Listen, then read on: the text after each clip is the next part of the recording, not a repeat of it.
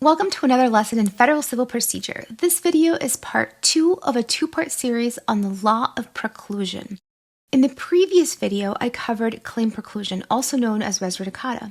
In this video, I will be going over issue preclusion, also known as collateral estoppel. Before watching this lesson, please watch my video on claim preclusion. This is actually very important because the previous lesson will give you a lot of context for this lesson. Many students think they know and understand claim preclusion, so they skip that lesson and dive right into this one. If that's you, you're doing yourself a disservice. The previous lesson's intricacies and wrinkles will be an important foundation for this much more complex lecture. So, if you haven't watched it, please go and do that. I promise I made it worth your while. Now, if you're familiar with my lessons, you know I usually give you a step-by-step roadmap, and here it is. However, note that this roadmap is merely a practical guide on how to do the analysis. This roadmap does not show you the underpinnings of the legal minutiae making up this topic. So please watch this video in full before studying or relying on this roadmap. Moving on, a few more things. We're going to be learning about the law governing re-litigation of factual and legal issues. We're going to go over that in a minute. And this will entail conducting a comparative analysis of two lawsuits, one that happened and one that's happening. Much like this, lawsuit 1 and then lawsuit 2.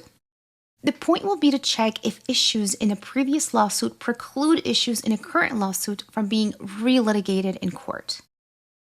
Issue preclusion.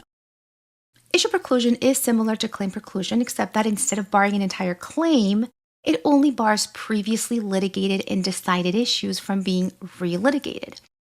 And this is such a basic and superficial definition. It sounds simple enough, right? But the reason it gets complex, much like most reasons subtopics in Civ Pro get really complex, is because of the constitutional deep-rooted tradition that everyone should have their own day in court. So it will get more complex than claim preclusion. This means silence notifications on your laptop or iPad, put your phones away, use the restroom, get your hydration. Give yourself the best possible environment for learning so you only have to watch this lecture once and be done. Okay, I'm going to give you a preliminary definition and then we will unpack it nicely because there is a lot to unpack. A judgment binds parties in subsequent actions as to issues actually litigated and specifically decided, which were essential to the judgment in the first action. This decisive effect of the first judgment is called issue preclusion or collateral estoppel. But I do not want you to get confused. Issue preclusion does not bar the issue at play from being part of the subsequent action. The issue itself may still be part of the new litigation. This is an all too common misconception stemming from the fact that in claim preclusion, the entire claim is prevented from happening. Claim preclusion bars a party from moving forward with an entire claim, sometimes with an entire cause of action with multiple claims, even if some claims weren't asserted in the first lawsuit. It puts a halt and dismisses the claim or cause of action altogether. So let's look at an example with claim preclusion barring re-litigation. This, by the way, is an example of claim preclusion of the past lesson. I'm showing you this to make a distinction. In lawsuit 1, plaintiff sues defendant for medical malpractice. Finding is that defendant wins. Plaintiff, not happy with the outcome of the case, sues defendant again for medical malpractice. But this time he adds negligence and battery. All these stemming from the same transaction or occurrence, the same event. Claim preclusion would preclude this entire action, even the related claims that were not asserted in lawsuit 1. It dismisses the whole cause of action. It's been decided, you had your day in court, suck it up. Rather, issue preclusion is different. Issue preclusion deems the issue established. It prevents the relitigation of the issue, of course, but it does so by deeming it to be established, decided. Much like claim preclusion deems a case established, so you can't bring that cause of action again. This is just on a smaller scale. Essentially, though, the court in the subsequent action honors the decision of the court in the previous action as to a specific issue of fact or law. Let's look at an example. There's a multiple car collision and plaintiff sues defendant for negligence as a result of this car accident. Defendant truck company defends, stating that driver was not an agent of defendant, was not an employee, but rather an independent contractor. The court finds driver was agent for defendant. In lawsuit number 2, same car accident, different car, different plaintiff. Plaintiff 2 sues the same defendant for negligence as a result of the same car accident in lawsuit 1. And once again, defendant truck company defends, stating driver was not an agent of defendant, but rather an independent contractor. Now, claim preclusion would not apply here, right? We do not have the same parties as in lawsuit 1, so this is not a claim preclusion scenario. But what about issue preclusion? Would issue preclusion bar defendant truck company from relitigating the status of its agency with the driver of the truck? Issue preclusion would come into play to deem as established whether driver was an agent for defendant. So remember, issue preclusion does not bar the issue at play from being part of the subsequent action. The issue may still form part of the litigation. Rather, it deems the issue established. Now that we went over its basic mechanism, let's explore its underpinnings. And I want you to indulge me with this. Let's begin with a preliminary comparative illustration. I promise that the big picture is going to give you a better picture. It's a classic example, but it's a good one to explore together. We have 2 adjacent properties. Plaintiff sues defendant for trespass, and defendant's defense is, I have an easement to hunt deer on your property. The court finds defendant's easement legitimate, so defendant wins. Okay, so let's talk a little bit about how claim preclusion would play out in a scenario like this versus issue preclusion. Bear with me. Claim preclusion would bar plaintiff from suing defendant again based on the same trespass, right? Easy peasy. But is that all? Well, claim preclusion would also bar plaintiff from suing defendant again based on the same trespass, even if plaintiff now asserts other causes of action such as theft or conversion, issues he failed to assert in the first lawsuit. Actually, claim preclusion would preclude plaintiff from suing on any cause of action that arose from the same transaction or occurrence as the claim in the previous action. Remember, claim preclusion is centering on whether the plaintiff had the right and the legal ability to join the claims in the previous suit because they stemmed from the same transaction or occurrence. So if plaintiff sues defendant for negligence, and he also has causes of action like med mal, strict liability, battery, but he chooses not to sue, after this negligence claim is litigated and decided, he cannot sue defendant again on med mal, strict liability, and battery. It's a use it or lose it situation. So claim preclusion would also bar plaintiff from suing based on the same trespass, even if now plaintiff asserts other causes of action such as theft or conversion. But if P sues D again on a different trespass another day, then claim preclusion would not bar the lawsuit. However, even on a different trespass, issue preclusion would bar plaintiff from relitigating the issue of the legality of the validity of the easement. Nonetheless, on a different trespass, plaintiff could bring up other issues she did not bring up in the previous trespass, like an allegation that the easement, although legally legitimate, is conditioned upon defendant obtaining a hunting license from the state. Here they are side by side so you can see the difference. Let's add a wrinkle. After the hunting easement was deemed valid, defendant enters the plaintiff's property but is not actively on the property to hunt deer, so plaintiff sues defendant for trespass again. This is a different trespass, so claim preclusion does not apply. Defendant defends on the grounds that, in addition to his valid hunting easement, he also has a prescriptive easement to access the main road through the property. So he doesn't have to be hunting in order to be on the property, he has this other type of easement. Issue preclusion would bar plaintiff from relitigating the issue of the legality of the hunting easement decided in lawsuit 1, yes. However, issue preclusion would not bar the litigation of whether defendant's newly asserted prescriptive easement is valid. So with this new asserted issue preclusion would not apply. Let's add yet another wrinkle. Continuing with our example, in lawsuit 2, court finds defendant's prescriptive easement valid.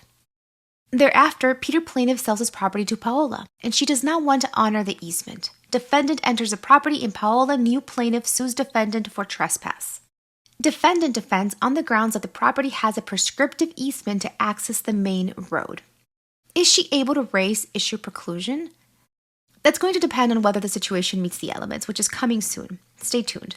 But I want you to first bring to your attention an important observation. Important observation number 1, issue preclusion can come up when parties are not identical or identically configured.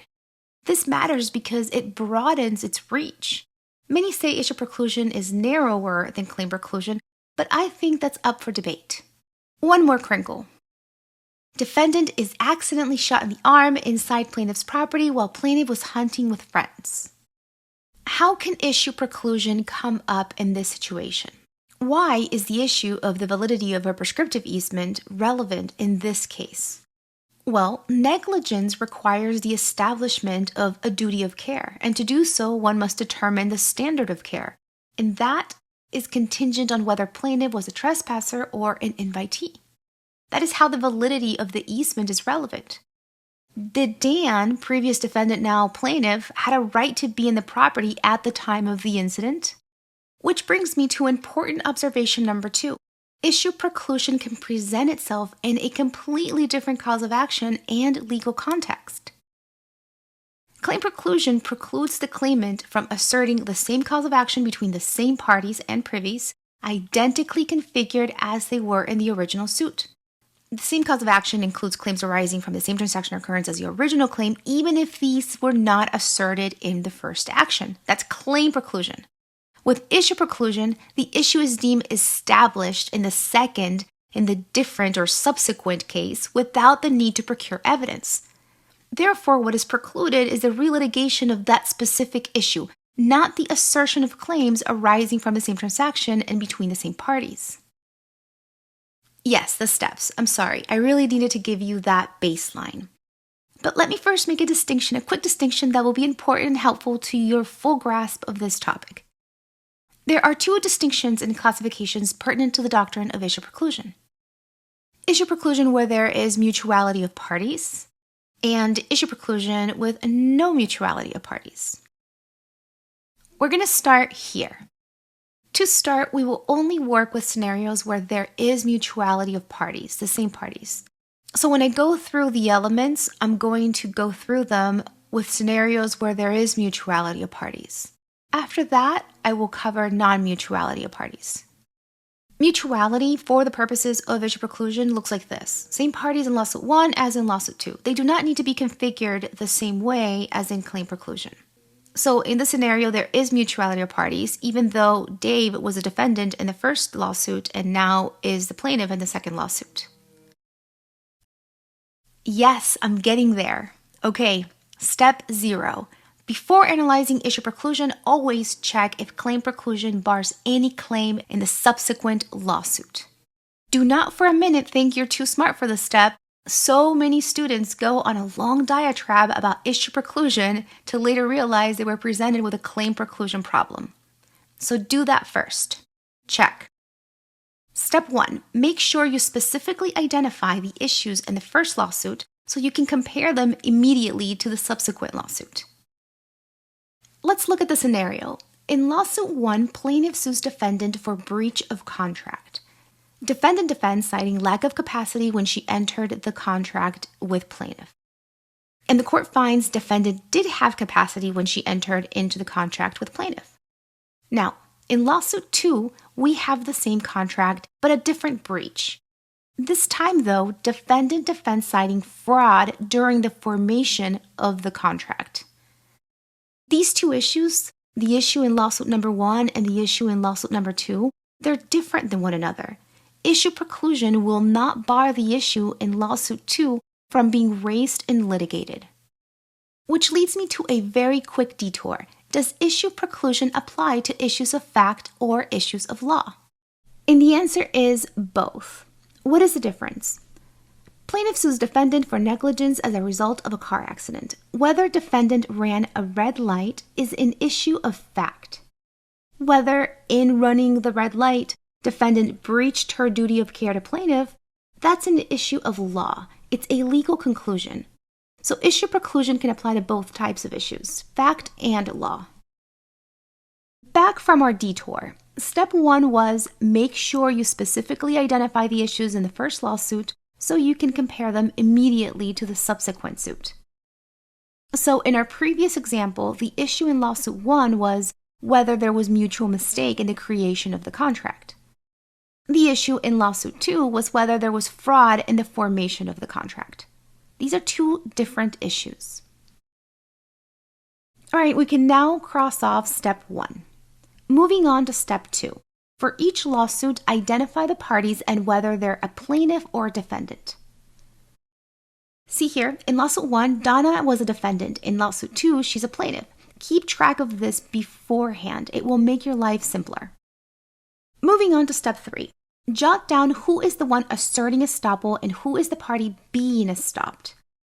Warning, it will be annoyingly confusing at first, but you will get the hang of it quick and it's worth it, I promise. You will need to learn to distinguish between defensive issue preclusion and offensive issue preclusion. This will matter more when we discuss non-mutuality of parties. For now, though, I just want to get your toes wet and explain these two concepts. Defensive issue preclusion is raised by a defendant defensively in a lawsuit to prevent the plaintiff from relitigating an issue previously decided against that plaintiff. So the plaintiff here was a party to the previous lawsuit and lost on that issue. So the plaintiff here would be the party being estopped, being precluded from relitigating the issue she lost in the previous suit. Issue preclusion here would be asserted by the defendant to prevent plaintiff from relitigating an issue plaintiff lost in a previous suit. Here's an example. Plaintiff sues defendant for patent infringement, and the court finds the patent invalid, so plaintiff loses. Now we have a different event, same patent, same parties. Plaintiff sues defendant for patent infringement, again on a different event, different transaction or occurrence. Now defendant wants to raise issue preclusion defensively to defeat plaintiff's claim, wants to prevent plaintiff from relitigating the validity of that patent. So that's what defensive issue preclusion entails. That's it for defensive issue preclusion. Let's look at offensive issue preclusion. Offensive issue preclusion is asserted by a plaintiff against a defendant to prevent defendant from relitigating an issue previously decided against that defendant. And it's considered offensive in nature because the plaintiff is actively attempting to use the prior court's decision against the defendant in the current suit. So in this scenario, defendant was a party to the previous lawsuit and lost on an issue. So defendant would be the party being estopped from relitigating that issue. So offensive issue preclusion is asserted by a plaintiff to prevent defendant from relitigating an issue previously decided against that defendant. How does this work? Let's look back at a previous scenario we already looked at. In lawsuit 1, plaintiff sues defendant for trespass, and defendant's defense is that he has a prescriptive easement. The easement is deemed valid by the court, so defendant wins and plaintiff loses. Thereafter, Dan is accidentally shot inside Peter's property while Peter was hunting with friends. Now, Dan, previous defendant, sues Peter, previous plaintiff, for negligence. So now Dan is the plaintiff and Peter is now the defendant. Dan, new plaintiff, raises issue preclusion on the validity of the easement. Why? Because whether Dan plaintiff is considered an invitee or a trespasser will matter in his case for negligence. A different duty of care is owed for purposes of assessing liability in negligence, right? Plaintiff Dan is using the previous decision offensively against Peter defendant to deem as established an element of negligence, which is the standard of care owed to him as an invitee rather than a trespasser. Okay, so defensive issue preclusion is raised by the defendant defensively, and the purpose is to prevent plaintiff from relitigating an issue plaintiff lost in a previous action. I remember it as DDD, dangerous dinos drive. Offensive issue preclusion is asserted by a plaintiff offensively, and the purpose is to prevent defendant from relitigating an issue defendant lost in the previous action. I remember it as OPO, octopus prepares omelettes. So for step 3, we're going to jot down who is the one asserting estoppel and who is the party being estopped. But I'm going to put a pin on this nonetheless because we're going to come back to it when we do non-mutuality of parties. Let's move on to step 4. Apply the 5 elements, the 5 requirements for issue preclusion. And these are conjunctive, meaning they all must be met. All right, so step 4, 5 requirements for issue preclusion to apply. Requirement number 1, final and valid judgment. This will be different than with claim preclusion. We're going to talk about this in a minute. 2, the issue in the second case must be the same as the issue in the previous original action. 3, the issue in the second case must have been actually litigated and decided in the previous original suit. 4, the issue in the second case must have been essential to the court's judgment in the previous suit. And 5, no unfairness would result. Let's talk first about final and valid judgment, which is different than in claim preclusion. The judgment must have been issued by a court with proper jurisdiction and be conclusive, except for execution of the judgment or appeal. However, unlike claim preclusion, issue preclusion cannot derive from default or consent judgments because these do not involve active litigation. And litigation is one of the requirements. Issues subject to preclusion also do not need to involve the case's merits, but have to have been fully adjudicated. Wait a minute, what? What does this mean? Issues subject to preclusion need not involve the case's merits, but must have been fully adjudicated. Let me give you an example of this. Plaintiff sues defendant for breach of contract and defendant objects on the grounds that there is no personal jurisdiction. There's no jurisdiction by the court over her person. The finding of the court is that defendant loses on the issue of personal jurisdiction, and defendant also loses the case but on default judgment. Fast forward to lawsuit 2, plaintiff sues defendant to enforce the judgment in the defendant's home state. And defendant again objects on the grounds that there was no personal jurisdiction. There was no personal jurisdiction when that case was adjudicated. In a case like this, issue preclusion will preclude the relitigation of whether there was personal jurisdiction over a defendant in lawsuit 1. Defendant showed up to defend and to litigate the issue of personal jurisdiction over his person. Yes, the merits of the case were decided on default judgment, right? But this is nonetheless an example of how issues subject to preclusion need not involve the case's merits, but must have been fully adjudicated. That's a perfect example. All right, so comparatively speaking, the final judgment requirement for issue preclusion is both narrower and broader than the final judgment element for claim preclusion. It's narrower than claim preclusion in that a judgment that wasn't litigated, like for example consent judgment or default judgment, cannot sustain issue preclusion. But it's broader than in claim preclusion in that the issues precluded need not pertain to the actual merits of the case. Just like in the scenario we just looked over where the issue to be precluded was personal jurisdiction over a defendant, not really an issue on the merits of the case.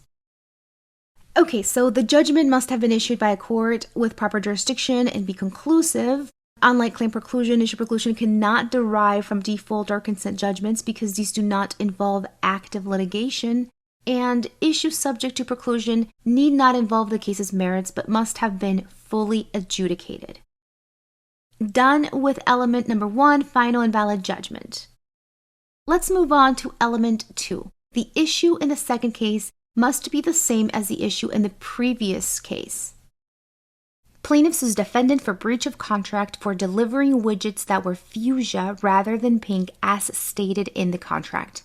Defendant defends on the grounds that fuchsia is pink according to industry standards.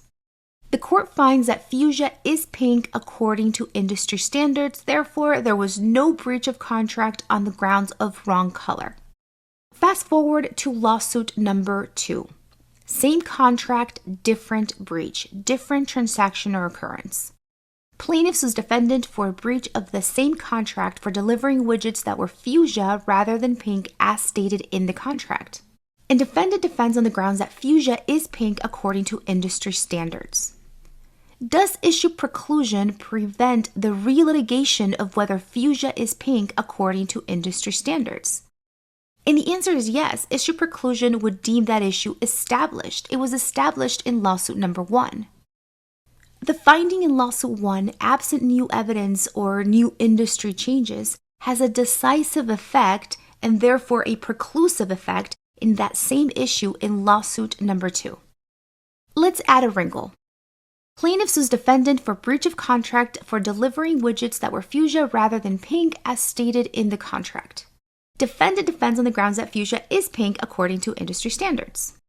The court finds that fuchsia is indeed pink according to industry standards, therefore there was no breach on part of defendant on grounds of wrong color. Fast forward to lawsuit number 2 on a different breach, a different transaction or occurrence, but a breach of the same contract. Plaintiff sues defendant on the grounds that widgets delivered by defendant were fuchsia rather than pink as agreed in the contract, and defendant delivered the wrong number of widgets. Defendant states that, once again, fuchsia is pink according to industry standards, and defendant says we delivered the correct number. Does issue preclusion prevent 1, the relitigation of whether fuchsia is pink according to industry standards, and 2, whether defendant delivered the wrong amount of widgets? Issue preclusion would deem as established only the issue regarding fuchsia being pink according to industry standards. The new issue, whether the wrong amount of widgets were delivered, this would be litigated. This would not be precluded. Let's do another scenario. Plaintiff sues defendant for breach of contract for delivering widgets that were fuchsia rather than pink as stated in the contract. Defendant defends on the grounds that fuchsia is pink according to industry standards. The finding of the court this time, though, is that fuchsia is not pink according to industry standards. Therefore, defendant breached the contract by delivering the wrong color of widgets. Fast forward to lawsuit number 2, plaintiff sues defendant for breach of contract for delivering widgets that were fuchsia rather than pink as stated in the contract. Defendant defends on the grounds that fuchsia is acceptable as pink per a recent verbal agreement between the parties. Does collateral estoppel prevent defendant from litigating whether the parties verbally agreed that fuchsia is acceptable as pink for purposes of the contract? Well, here the issue is different. Whether parties verbally and validly agreed that fuchsia is acceptable as pink for purposes of the contract, that's different than the industry standard decision by the previous court. So issue preclusion would not apply. This means a defendant will be able to litigate whether fuchsia is acceptable as pink, not by industry standards, but by an alleged agreement of the parties. Before we move on to requirement 3, I want to quickly point out again that issues can be the same in completely different legal contexts. In this example, there's a criminal trial where defendant is prosecuted for first-degree murder of his aunt. The jury finds defendant guilty in the first degree of killing his Aunt B.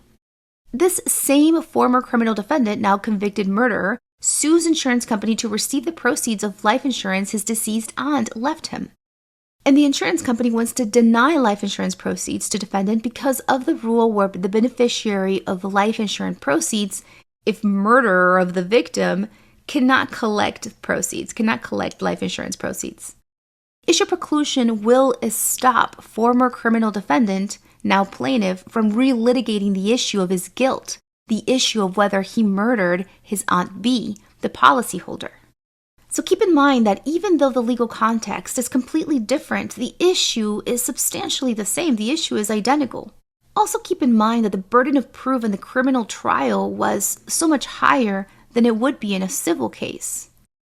So issue preclusion would indeed preclude defendant from relitigating the issue of his guilt. Okay, done with that requirement.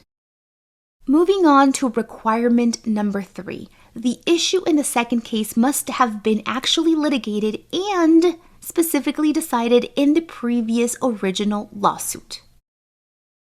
issue preclusion applies only to issues that were actively contested and resolved in the first lawsuit. So matters resolved through admissions, uncontested proceedings, voluntary dismissals, or procedural dispositions like default judgments are not eligible for issue preclusion.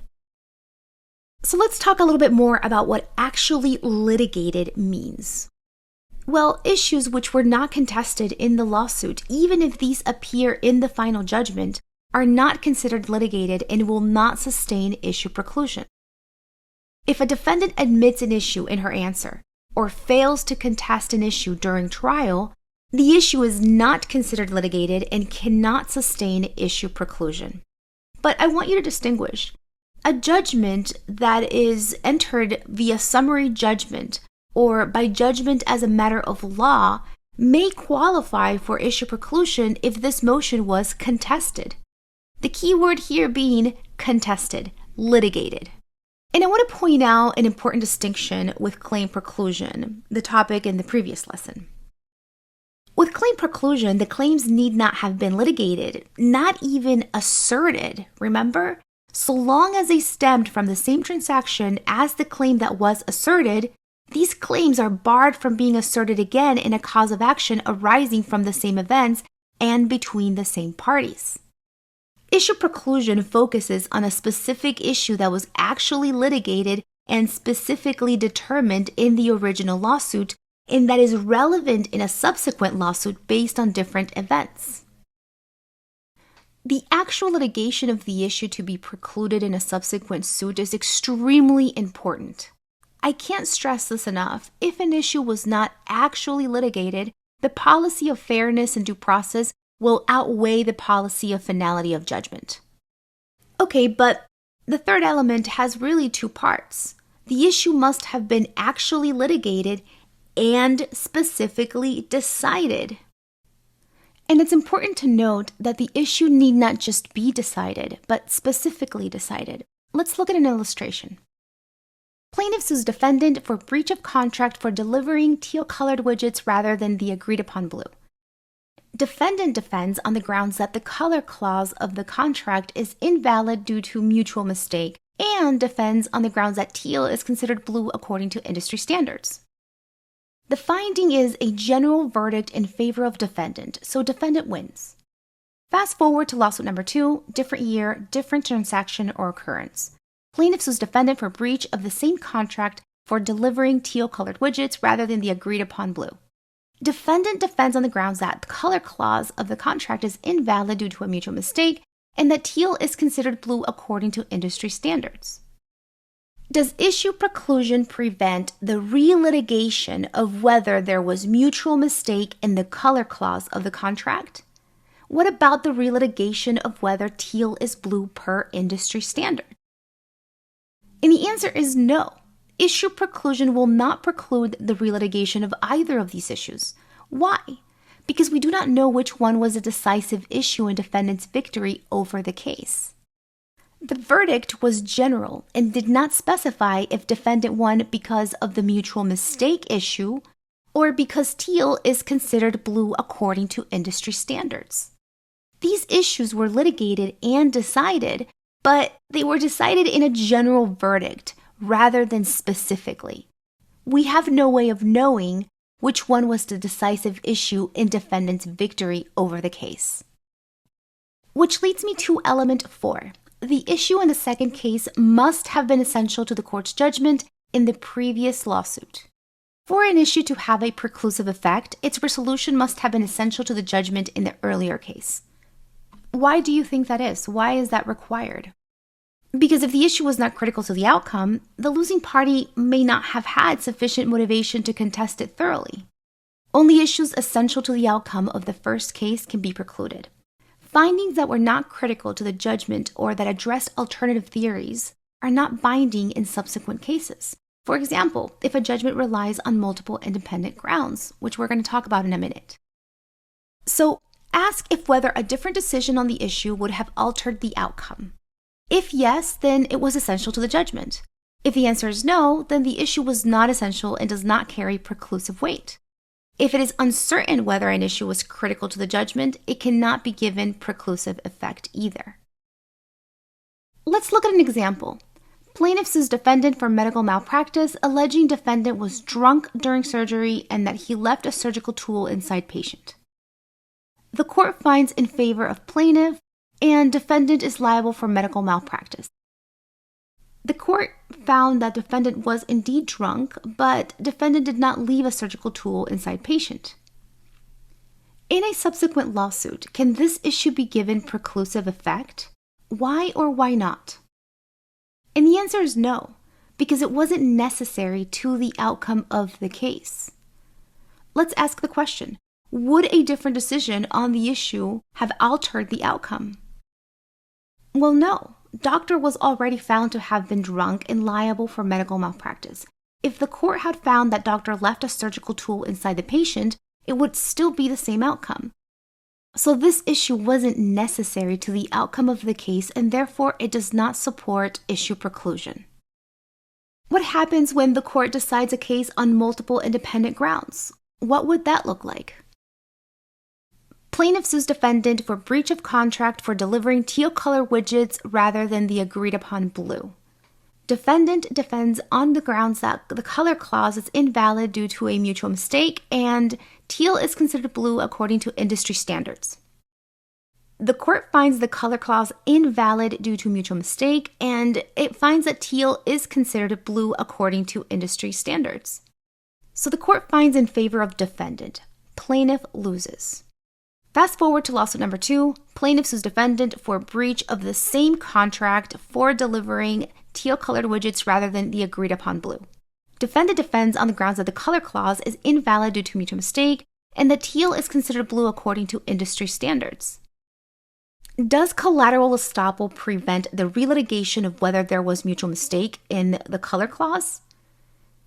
Does it prevent the relitigation of whether teal is blue per industry standards? And the answer is no. No preclusion here. Here, each issue has been actually litigated and specifically decided, but no issue preclusion effect to either decision because it's impossible to tell which decision was necessary to the judgment, to the outcome of the case. But it really depends on the jurisdiction. Some jurisdictions might give preclusive effect to both, so it really depends on the jurisdiction.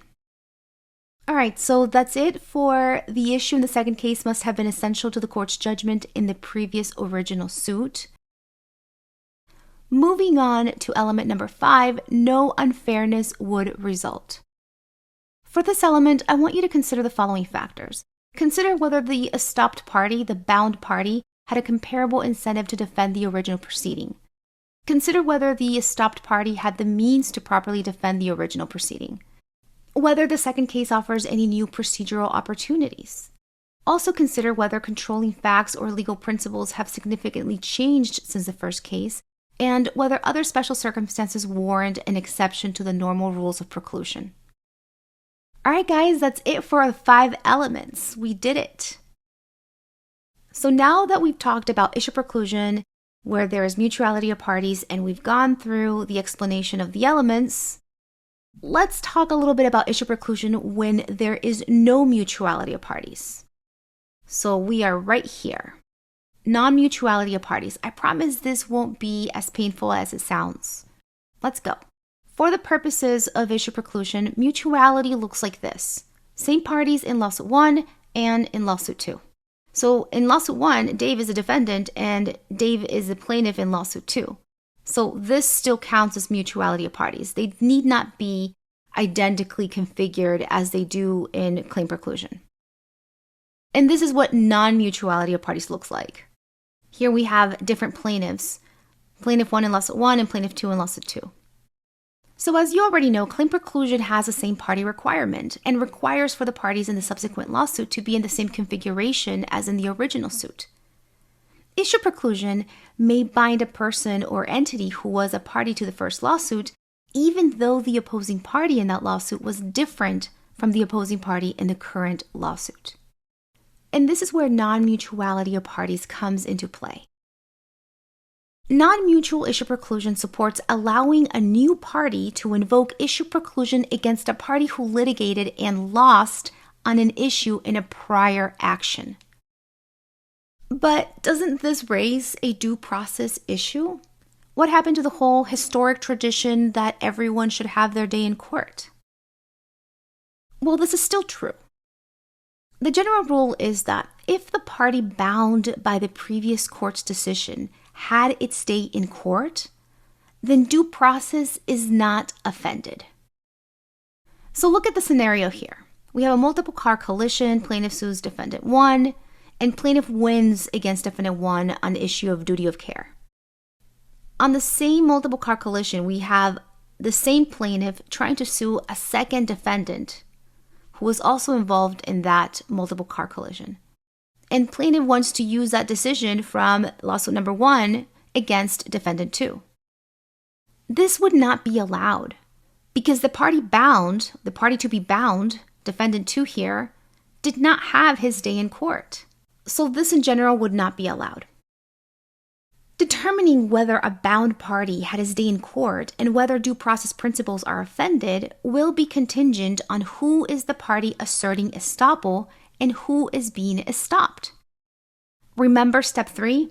Jot down who is the one asserting estoppel and who is the party being estopped. I'm going to take the pin off of that, and we're going to do a quick recap of defensive issue preclusion versus offensive issue preclusion before we continue.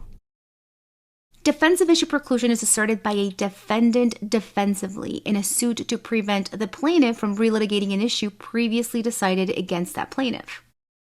So plaintiff was a party to the previous suit and lost on that issue.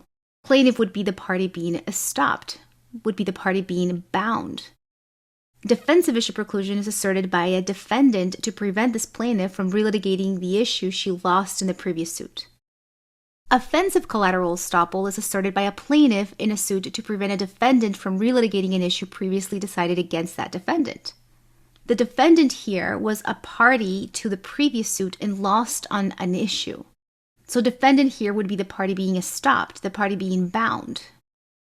Remember, when we talk about the party being estopped, we're talking about the party being bound by the decision of the previous action. That's it for our quick recap. Now let's talk about defensive non-mutual issue preclusion versus offensive non-mutual issue preclusion. Remember, non-mutual issue preclusion supports allowing a new party to invoke issue preclusion against a party who litigated and lost on an issue in a prior action. Defensive use of non-mutual issue preclusion occurs when a new defendant seeks to prevent a plaintiff from asserting a claim the plaintiff has previously litigated and lost against another defendant in a previous suit. Let's look at an example. Plaintiff sues defendant for trespass, and defendant defends on the grounds that he has a prescriptive easement to pass through the property to access the main road. The court finds the easement legitimate and defendant wins. Dave defendant then sells his property to Danielle, and Danielle enters plaintiff's property and plaintiff sues her for trespass. Danielle here would want to raise issue preclusion to prevent Peter from relitigating the issue of the validity of the prescriptive easement. So, with defensive non-mutual issue preclusion, the plaintiff in the current lawsuit was a party in lawsuit 1 who lost on an issue. New defendant raises issue preclusion as a defense to bar the plaintiff from relitigating an issue that plaintiff previously litigated unsuccessfully in lawsuit 1 against a different defendant. Here's another quick example. Plaintiff sues defendant for patent infringement, and the finding is that patent is invalid, so plaintiff loses. Same plaintiff sues another defendant, Diana, for patent infringement on the same patent as in lawsuit 1. Diana defendant wants to raise issue preclusion defensively to defeat Peter plaintiff's claim. And that's what defensive non-mutual issue preclusion is. All right, that's it for defensive non-mutual issue preclusion. Let's look at offensive non-mutual issue preclusion. Offensive use of non-mutual issue preclusion typically involves a new plaintiff who seeks to rely on a decision from a prior action to prove an element or issue in her case against a defendant who was also a defendant in the prior lawsuit. Let's look at an example. We have a car accident and P1 sues defendant for negligence as a result of this car accident. Defendant defends stating driver was not an agent of defendant, but rather an independent contractor. The court finds the driver was an agent of defendant and defendant loses. Fast forward to lawsuit number 2, same car accident, different car, different plaintiff. Plaintiff 2, who was also involved in this multiple car collision, sues defendant for negligence as a result of the same car accident. But here, remember, we have a different plaintiff. Defendant defends stating driver was not an agent of defendant, but rather an independent contractor. Would issue preclusion deem the issue of whether driver was agent for defendant as established? This is what offensive use of non-mutual issue preclusion entails. Defendant did have her day in court, right? So offensive use of non-mutual issue preclusion involves a defendant in a current suit that was a party in lawsuit 1 and lost on an issue. We have a new plaintiff raising issue preclusion offensively to bar defendant from relitigating an issue that defendant previously litigated unsuccessfully in lawsuit 1 against a different plaintiff. See here. Plaintiff 2 wants to use issue preclusion to deem as established that driver was an agent for defendant. Plaintiff 2 is using it offensively to prove an issue in her case. And the bound party would be the defendant. The estopped party would be defendant from litigating that issue again, that issue that he lost in lawsuit 1. The Supreme Court has held that federal trial courts should exercise discretion in deciding whether to allow offensive use of non-mutual collateral estoppel. The court should consider not only the specific facts of each case, but also the following factors. Factors to consider when presented with offensive non-mutual IP. First, the possibility of a new plaintiff taking advantage of another plaintiff's victory to establish crucial issues without litigation. Plaintiffs, for example, might not join in the first plaintiff's lawsuit in order to wait and see what happens. 2. Whether the estopped party, the bound party, had the opportunity or the incentive to litigate the issue fully in the first case. 3. Whether the estopped party had procedural rules of the court in the previous case that were more restrictive than those in the court hearing the second case. And 4, whether there are inconsistent judgments on the issue, which may suggest that it would be unfair to give conclusive effect to it. So, with offensive non-mutual collateral estoppel, where a new plaintiff seeks to rely on a decision from a prior action to prove an element or issue in her own case against the defendant who was a litigant in the prior lawsuit, do a fairness check guiding yourself with these factors. That's it for defensive non-mutual IP versus offensive non-mutual IP. Remember that non-mutual issue preclusion can only apply to a litigant that was a litigant in the first action, who had her day in court. Because the general rule, once again, is that if the party bound by the previous court's decision had its day in court, due process is not offended. Almost at the end, guys. Here are the 5 requirements for issue preclusion to apply. Final and valid judgment. The issue in the second case must be the same. The issue in the second case must be actually litigated and specifically decided. The issue in the second case must have been essential to the court's judgment, and no unfairness would result. This is a little diagram I came up with of what I believe people think claim preclusion and issue preclusion looks like visually, and what I believe it looks like visually. I don't necessarily believe that issue preclusion is narrower than claim preclusion, because issue preclusion can preclude relitigation of issues in a completely different cause of action, completely different legal context, and with different parties. A question I get asked a lot is, how is issue preclusion properly raised in court? Well, claim preclusion is an affirmative defense, and in compliance with the Federal Rules of Civil Procedure 8C, is properly raised in the pleadings. Issue preclusion is raised as partial summary judgment because it's an established issue. But I've seen federal lower court cases state that, much like claim preclusion, it should be raised in the pleadings as an affirmative defense. Once again, here is your step-by-step roadmap. I really hope this lesson was valuable to you. But if this is how you're feeling after this lecture, email me to questions@jdsimplified.com.